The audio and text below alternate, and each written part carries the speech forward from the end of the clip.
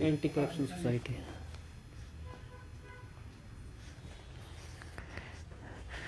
Kuber Kesari live में आपका स्वागत है।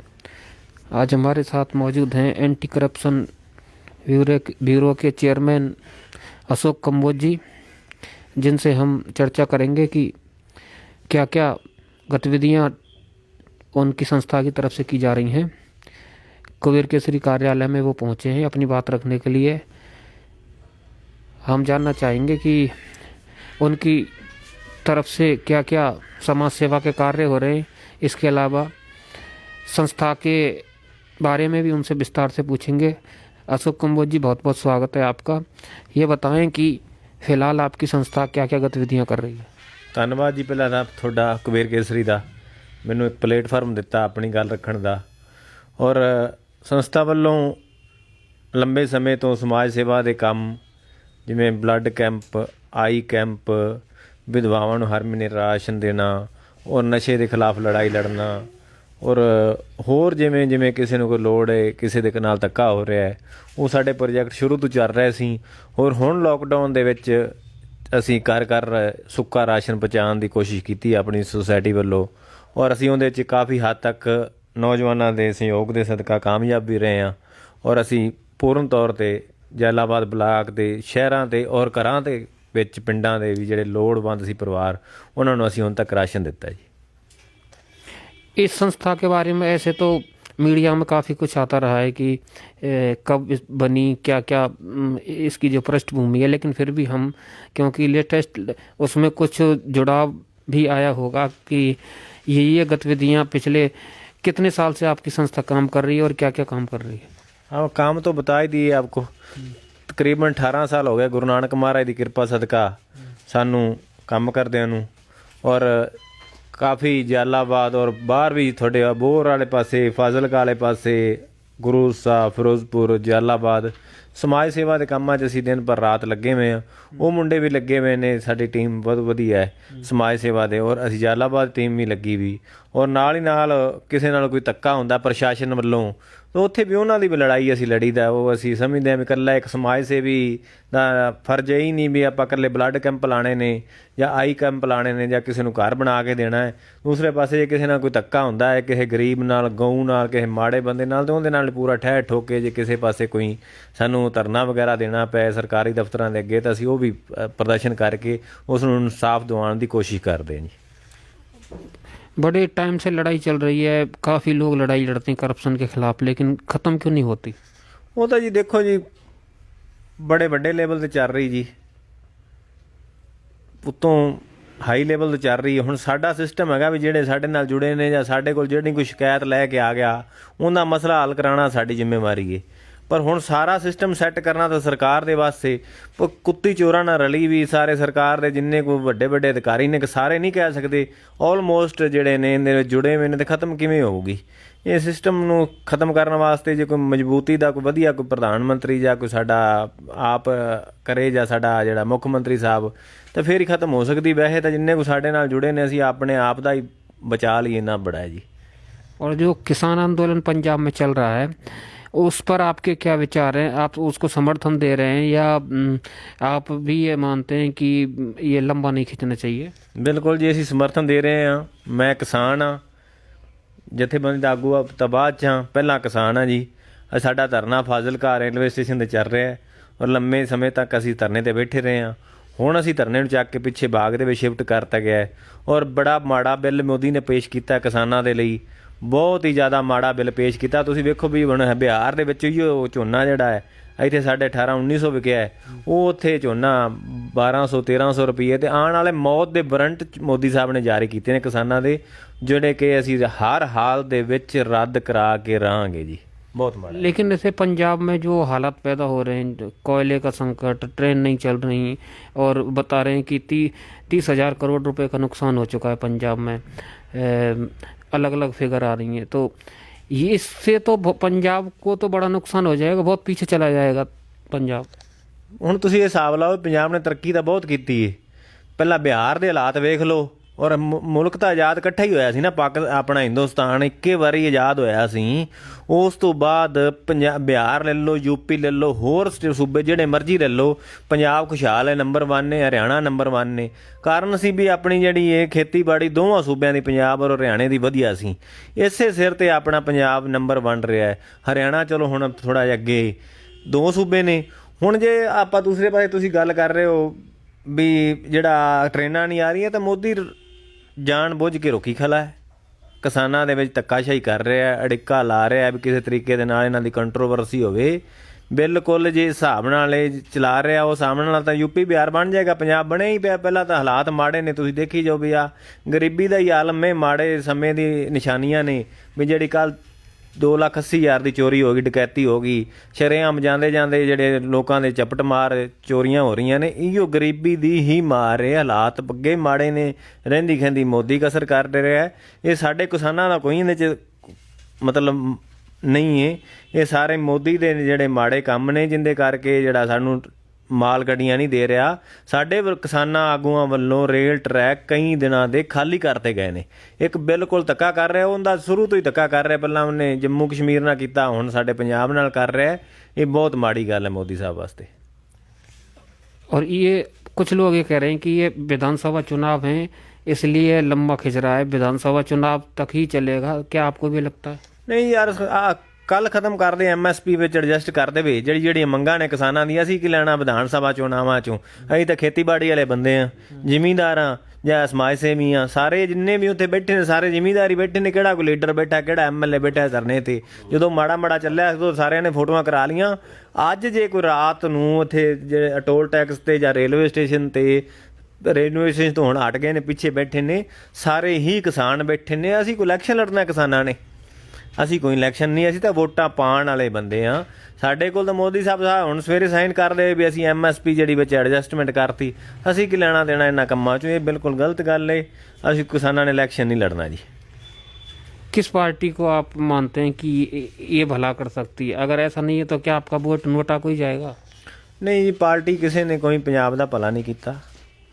पंजाब तो कदे ਕਿਸੇ ਟਾਈਮ ਸੋਨੇ ਦੀ ਚਿੜੀ ਗਿਣਿਆ ਜਾਂਦਾ ਸੀ। ਅੱਜ ਪੰਜਾਬ ਕੰਗਾਲ ਹੋਣ ਦੀ ਕਗਾਰ 'ਤੇ ਪਹੁੰਚ ਗਿਆ। ਕਾਰਨ ਆਈਏ ਵੀ ਪੰਜਾਬ ਦੇ ਵਿੱਚ ਮਾੜੇ ਤੋਂ ਮਾੜੇ ਜਿਹੜੇ ਸਿਆਸਤਦਾਨ ਆਏ, ਉਹਨਾਂ ਨਾਲ ਰਾਜ ਕੀਤਾ। ਕੋਈ ਕਿਸੇ ਨੇ ਭਲਾ ਨਹੀਂ ਕੀਤਾ। ਹੁਣ ਦੇਖੋ ਇੰਡਸਟਰੀ ਖਤਮ ਹੋ ਰਹੀ ਪੰਜਾਬ ਦੇ ਵਿੱਚੋਂ, ਬਿਲਕੁਲ ਖਤਮ। ਐਂਡ ਦੇ ਕਿਨਾਰੇ 'ਤੇ ਖੇਤੀ ਰਹਿ ਗਈ, ਖੇਤੀ ਵੀ ਖਤਮ ਕਰਨ ਤੁਰਿਆ ਮੋਦੀ। ਤਾਂ ਬੇੜਾ ਗਰਕ ਹੀ ਹੈ। ਕਿਸੇ ਨੇ ਰਾਜਨੇਤਾ ਨੇ ਪੰਜਾਬ ਦਾ ਭਲਾ ਨਾ ਕੀਤਾ ਤੇ ਨਾ ਹੀ ਹੁਣ ਅੱਗੇ ਨਵਾਂ ਜੰਮ ਪਏ ਤਾਂ ਵੱਖਰੀ ਗੱਲ ਹੈ। ਇਹਨਾਂ 'ਚ ਕਿਸੇ ਨੇ ਕੋਈ ਚੰਗਾ ਫਾਇਦਾ ਨਹੀਂ ਕੀਤਾ, ਉਲਟਾ ਨੁਕਸਾਨ ਹੀ ਕੀਤਾ। ਨਚੋੜਿਆ ਪੰਜਾਬ ਨੂੰ, ਜਿਵੇਂ ਨਿੰਬੂ ਚੰਗਾ ਬਾਜ਼ਾਰੋਂ ਲਈਏ ਵੋਟਾਂ ਹੁੰਦਾ, ਨਚੋੜ ਕੇ ਖਤਮ ਕਰਕੇ ਛਿੱਲ ਰਹਿ गई। मेरा सवाल यह है कि अगर सारी पार्टियां सही नहीं है तो फिर वोट तो कहीं ना कहीं डालना पड़ेगा ना। किधर डालोगे? ਚਲੋ ਸਮਾਂ ਆਏਗਾ, ਵੇਖ ਲਾਂਗੇ। ਜਿੱਥੇ ਕਿਸੇ ਦਾ ਮਨ ਹੋਏਗਾ ਡਾਲ ਦੇਣਗੇ। ਹੁਣ ਸਾਡਾ ਤਾਂ ਵੈਸੇ ਹੀ ਰਾਜਨੀਤਿਕ ਪਾਰਟੀ ਕਿਸੇ ਨਾਲ ਨਹੀਂ, ਸੰਬੰਧ ਨਹੀਂ ਹੈ। ਜਿੱਥੇ ਕਿਸੇ ਦਾ ਮਨ ਹੋਵੇਗਾ ਉੱਥੇ ਪਾ ਦੇਣਗੇ। ਕੋਈ ਨਹੀਂ, ਸਾਡਾ ਵੀ ਜਿੱਥੇ ਮਨ ਹੋਏਗਾ, 1.5 ਸਾਲ ਪਿਆ ਕਰੀਬ, ਜਦੋਂ 1.5 ਸਾਲ ਆਊਗਾ ਪਾ ਦੇंगे। ਜਿੱਥੇ ਇੱਕ ਵੋਟ ਹੈ ਸਾਡੀ, ਇੱਕ ਵੋਟ ਜਿੱਥੇ ਮਰਜ਼ੀ ਪਾ ਦੇंगे, ਕੋਈ ਦਿੱਕਤ नहीं। ये जो ऑर्डिनेंस आया है, इससे कितना असर पड़ा है अब किसान पे जलालाबाद में स्पेशली? नहीं, हाल की घड़ी का कोई असर नहीं जी। हाल की घड़ी ਦੇ ਵਿੱਚ ਤਾਂ ਝੋਨਾ ਪੂਰਾ ਉਸੇ ਰੇਟ ਹੀ ਵਿਕ ਗਿਆ। ਆਉਣ ਵਾਲੇ ਸਮੇਂ ਦੇ ਵਿੱਚ ਫਰਕ ਪਏਗਾ। ਆ ਤਾਂ ਕੁਦਰਤੀ ਉਤੋਂ ਬਿੱਲ ਪਾਸ ਹੋਇਆ, ਨਾਲ ਅਗਲੀ ਫਸਲ ਵੱਢੀ ਗਈ, ਉਹ ਉਸੇ ਰੇਟ ਹੀ ਵਿਕ ਗਿਆ, ਤਕਰੀਬਨ 1800, 1850, 1900 ਰੁਪਏ ਦੇ ਕਰੀਬ। ਆਉਣ ਵਾਲੇ ਸਮੇਂ ਦੇ ਵਿੱਚ ਇਫੈਕਟ ਆਏਗਾ ਅਗਲੀਆਂ ਫਸਲਾਂ ਤੇ। ਹੁਣ ਕਣਕ ਦੇ ਵੇਲੇ ਜਿਹੜਾ ਨਾ ਨੁਕਸਾਨ ਹੋਏਗਾ ਵੀ ਕਢਾਉਣ ਸਰਕਾਰ ਦੇ ਭਰੇ ਪਏ ਨੇ। ਹੁਣ ਕਣਕ ਕੌਣ ਚੱਕੂਗਾ? ਉਦੋਂ ਪ੍ਰੋਬਲਮ ਆਊਗੀ। ਹੁਣ ਨਹੀਂ ਕੋਈ ਪ੍ਰੋਬਲਮ ਆਈ। ਹੁਣ ਤਾਂ ਬਾਸਪਤੀ ਵੀ 2650, 2700, 2750 ਤੱਕ ਵਿਕ ਗਿਆ। ਹੁਣ ਤਾਂ ਕਿਸਾਨ ਜਿਹੜਾ ਨਾ ਹਾਲ ਦੀ ਘੜੀ ਵਧੀਆ 4 ਪੈਸੇ ਜਿੰਨੇ ਕੁ ਦੀ ਬਟਕ ਜਾਏ ਸੀ ਉਹਨੂੰ ਮਿਲ ਗਈ। ਅਗਲੀ ਵਾਰੀ ਮਾਰ ਵੱਜੇਗੀ। ਅਗਲੀ ਨੈਕਸਟ ਜਿਹੜੀ ਫਸਲ ਆਊਗੀ ਕਣਕ ਵੇਲੇ ਤੇ 100% ਜਿਵੇਂ ਆ ਰਿਹਾ ਤਾਂ ਝੋਨੇ ਵੇਲੇ ਨੁਕਸਾਨ 101% ਹੋਊਗਾ। आपकी जो ये सामाजिक संगठन है, इसमें कितने इस टाइम पे सदस्य हैं और क्या सबको अपने अपने काम बांटे हुए हैं? आपने किस तरह से काम करता है थोड़ा सा? ਉਹ ਸਮਾਜ ਸੇਵਾ ਜਥੇਬੰਦੀ ਹੈ ਜੀ, ਇਹਦੇ 'ਚ ਕੰਮ ਕਾਹਦੇ ਵੰਡਣੇ, ਤਾਂ ਸੇਵਾ ਦਾ ਕੰਮ ਹੈ ਜੀ। ਜਿੰਦਾ ਦਿਲ ਕਰਦਾ ਕਰੀ ਜਾਂਦਾ। ਤੁਹਾਡੇ ਅਬੋਹਰ ਵਾਲੇ ਪਾਸੇ ਵੀ ਸਾਡੇ ਮੁੰਡੇ ਲੱਗੇ ਰਹੇ ਨੇ, ਲੇਡੀਜ਼ ਭੈਣਾਂ ਵੀ ਸਾਡੀਆਂ ਲੱਗੀਆਂ ਹੋਈਆਂ ਨੇ। ਉਹ ਆਪ ਖੁਦ ਰੋਟੀ ਬਣਾ ਕੇ, ਜਦੋਂ ਹਾਲਾਤ ਮਾੜੇ ਸੀ ਉਹਨਾਂ 2-3 ਲੋਹਾਂ ਲਾਈ ਲੱਗੀਆਂ ਸੀ ਅਲੱਗ-ਅਲੱਗ ਥਾਂ ਤੇ, ਲੰਗਰ ਬਣਾ ਕੇ ਵੰਡਦੇ ਰਹੇ ਨੇ। ਉਸੇ ਤਰ੍ਹਾਂ ਸਾਡੇ ਮੁੰਡੇ ਨੇ ਜਲਾਲਾਬਾਦ ਦੇ ਆਸੇ-ਪਾਸੇ ਪਿੰਡਾਂ ਦੇ ਸ਼ਹਿਰਾਂ ਦੇ, ਉਹ ਜਦੋਂ ਲੋਕਡਾਊਨ ਸੀ ਉਦੋਂ ਘਰੋਂ ਕੋਈ ਨਹੀਂ ਨਿਕਲਦਾ ਸੀ। ਉਸ ਟਾਈਮ ਨੌਜਵਾਨਾਂ ਨੇ ਮੋਰਚਾ ਸੰਭਾਲਿਆ ਹੈ। ਔਰ ਉਦੋਂ ਮੈਂ ਦੱਸਦਾ ਸੀ ਪੰਜਾਬ ਪੁਲਿਸ ਦੇ ਜਿਹੜੇ ਮੁਲਾਜ਼ਮ ਨੇ ਜਾਂ ਹੋਰ ਸਿਵਲ ਪ੍ਰਸ਼ਾਸਨ ਦੇ ਮੁਲਾਜ਼ਮ ਨੇ, ਉਹ ਵੀ ਆਪਣੇ ਕੰਮ ਤੇ ਜਾਣ ਤੋਂ ਡਰਦੇ ਸੀ। ਪਰ ਸਾਡੇ ਜਿਹੜੇ ਵਰਕਰ ਨੇ, ਹੁਣ ਵੇਖ ਲਓ ਫੇਸਬੁੱਕ ਵੇਖ ਲਓ, ਸੋਸ਼ਲ ਮੀਡੀਆ ਤੇ ਰੋਜ਼ਾਨਾ ਅਪਡੇਟ ਰਹੀਏ ਵੀ ਅਸੀਂ ਪੂਰਾ ਹਰ ਘਰ ਰਾਸ਼ਨ ਪਹੁੰਚਾਉਂਦੇ ਰਹੇ। ਉਹ ਹਿਸਾਬ ਨਾਲ ਮੁੰਡੇ ਸਾਰੇ ਜਿੰਨੇ ਵੀ ਹੈਗੇ ਨੇ ਸੇਵਾਦਾਰ ਨੇ। ਕੋਈ ਗਿਣਤੀ ਇਹਨਾਂ 'ਚ ਗਿਣਤੀ ਮਿੰਤੀ ਨਹੀਂ ਹੁੰਦੀ। ਇਹ ਦਰਿਆ ਚੱਲਦਾ, ਕੋਈ ਕਦੇ ਘਟ ਗਿਆ, ਕਦੇ ਵੱਧ ਗਿਆ, ਕਦੇ ਘਟ ਗਿਆ, ਕਦੇ ਵੱਧ ਗਿਆ ਪਾਣੀ। ਇਹਨਾਂ 'ਚ ਗਿਣਤੀ ਮਿੰਤੀ ਜਥੇਬੰਦੀਆਂ 'ਚ ਕਿਹੜੀ ਗਿਣਤੀਆਂ ਮਿੰਤੀਆਂ, ਨਾ ਕੋਈ ਰਾਜਨੀਤਿਕ ਪਾਰਟੀਆਂ 'ਚ ਗਿਣਤੀਆਂ ਮਿੰਤੀ ਹੁੰਦੀਆਂ ਨੇ। ਇਹ ਚੱਲਦਾ ਦਰਿਆ ਹੀ ਹੁੰਦਾ, ਸਮੁੰਦਰ ਵਗਦਾ रहना। एक महत्वपूर्ण सवाल और ये है कि पराली को लेके जो है वो बहुत टाइम से अलग अलग विचार हैं।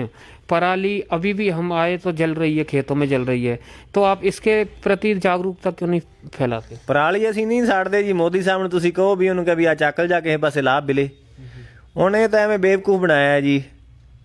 ਆ ਹੁਣ ਜਿਹੜੇ ਛੱਲਰ ਨੇ, ਰਾਈਸ ਇੰਡਸਟਰੀਆਂ ਨੇ ਜਾਂ ਹੋਰ ਵੱਡੀਆਂ ਇੰਡਸਟਰੀਆਂ ਨੇ, ਉਹ 24 ਘੰਟੇ ਧੂੰਆਂ ਕੱਢਦੀਆਂ ਨੇ, ਕਾਲਾ ਧੂੰਆਂ ਕੱਢਦੀਆਂ ਨੇ। ਪ੍ਰਦੂਸ਼ਣ ਵਿਭਾਗ ਦੇ ਜਿੰਨੇ ਕਰਮਚਾਰੀ ਨੇ ਸਾਰੇ ਕਰਪਟ, 99% ਕਰਪਟ ਨੇ। ਸੂਟ ਬੈਗ ਪੈਕ ਹੋ ਕੇ ਪੈਸੇ ਉਹਨਾਂ ਦੇ ਘਰਾਂ ਜਾਂਦੇ ਨੇ, ਦਫ਼ਤਰਾਂ ਜਾਂਦੇ ਨੇ। ਉਹਨਾਂ ਅੰਨਿਆਂ ਨੂੰ ਇਹ ਨਹੀਂ ਦਿਸਦਾ ਵੀ ਆ ਸ਼ੈਲਰਾਂ ਵਾਲੇ ਜਾਂ ਹੋਰ ਜਿਹੜੇ ਇੰਡਸਟਰੀਆਂ ਨੇ 24 ਘੰਟੇ ਫਰ ਉੱਪਰ ਸੱਟ ਰਹੀਆਂ ਨੇ ਕਾਲਾ ਧੂੰਆਂ। ਆ ਜ਼ਿਮੀਂਦਾਰ ਸਾਲ 'ਚ ਇੱਕ ਵਾਰੀ ਅੱਗ ਲਾਉਂਦਾ 2 ਵਾਰੀ। ਝੋਨੇ ਦਾ ਨਾੜ ਜ਼ਿਆਦਾ ਹੁੰਦਾ ਹੈ, ਕਣਕ ਦਾ ਥੋੜ੍ਹਾ ਹੁੰਦਾ। ਉਹਦਾ ਚਲੋ ਉਸ ਵੇਲੇ ਧੁੱਪ ਹੁੰਦੀ, ਪਤਾ ਨਹੀਂ ਲੱਗਦਾ। ਇਸ ਵੇਲੇ ਥੋੜ੍ਹੀ ਮੁਸ਼ਕਿਲ ਆਉਂਦੀ। ਕੀ ਕਰੇ ਹੁਣ ਕਿਸਾਨ, ਕਰੇ ਤਾਂ ਕੀ ਕਰੇ? ਕਿਸਾਨ ਦੀ ਮਜਬੂਰੀ ਥੋੜ੍ਹਾ ਬਹੁਤਾ ਲਾਉਣ ਦਾ। ਜ਼ਿਆਦਾ ਪ੍ਰਦੂਸ਼ਣ ਜਿਹੜਾ ਹੈ ਇੰਡਸਟਰੀਆਂ ਦਾ ਹੈ, ਕਿਸਾਨ ਦਾ ਪ੍ਰਦੂਸ਼ਣ ਨਹੀਂ ਹੈ ਇੰਨਾ ਜ਼ਿਆਦਾ ਜਿੰਨਾ ਇੰਡਸਟਰੀਆਂ ਦਾ। ਚਲੋ ਕਿਸਾਨ ਨਹੀਂ ਸਾੜਦਾ, ਅਗਾ ਦਿਓ ਉਹਨੂੰ ਪ੍ਰੋਜੈਕਟ ਦਿਓ, ਜਿਹੜੀਆਂ ਮਸ਼ੀਨਾਂ ਦਿਓ, नहीं साड़ते। ਅਸੀਂ किधर जाइए, किधर है दसो ना। जलालाबाद में डेवलपमेंट हो रही है आपके मुताबिक, क्या किस तरह के हालात है? ਯਾਰ ਹੁਣ ਮਿਸਾਲ ਤੁਸੀਂ ਉਹੋ ਜਿਹਾ ਕਰਤਾ। ਹੁਣ ਇਹਦੇ ਵਿੱਚ ਮੈਂ ਕੋਈ ਰਾਜਨੀਤਿਕ ਆਗੂ ਤਾਂ ਨਹੀਂ ਆ, ਠੀਕ ਹੈ, ਰਾਜਨੀਤਿਕ ਆਗੂ ਨਹੀਂ ਆ। ਵਿਚਾਰ ਮੇਰੇ ਆਜ਼ਾਦ ਤੌਰ ਤੇ ਮੈਂ ਕਹਾਂਗਾ ਵੀ ਜੋ ਡਿਵੈਲਪਮੈਂਟ ਪਹਿਲਾਂ ਸੀ ਨਾ, ਮੇਰਾ ਪਹਿਲਾਂ ਨਾਲ ਯਾਰੀ ਨਾ ਹੁਣ ਇਹਨਾਂ ਨਾਲ ਯਾਰੀ ਏ, ਉਹ ਹਿਸਾਬ ਨਾਲ ਨਹੀਂ, ਉਸ ਲੈਵਲ ਤੇ ਹੋ ਰਹੀ, ਘੱਟ ਹੋ ਰਹੀ ਏ। ਇੱਕ ਗੱਲ ਹੈ ਵੀ MLA ਇਮਾਨਦਾਰ ਏ, ਇਹਦੇ ਵਿੱਚ ਉਹਨੂੰ ਮੈਂ ਵੀ ਨਹੀਂ ਸਰਟੀਫਿਕੇਟ ਦੇ ਸਕਦਾ, ਕੋਈ ਹੋਰ ਨਹੀਂ ਦੇ ਸਕਦਾ। ਬਿਲਕੁਲ 79 ਔਰ 100% ਇਮਾਨਦਾਰ ਏ। ਅਫਸਰਸ਼ਾਹੀ ਜਿਹੜੀ ਲੱਗੀ ਏ बेईमान और करप्ट।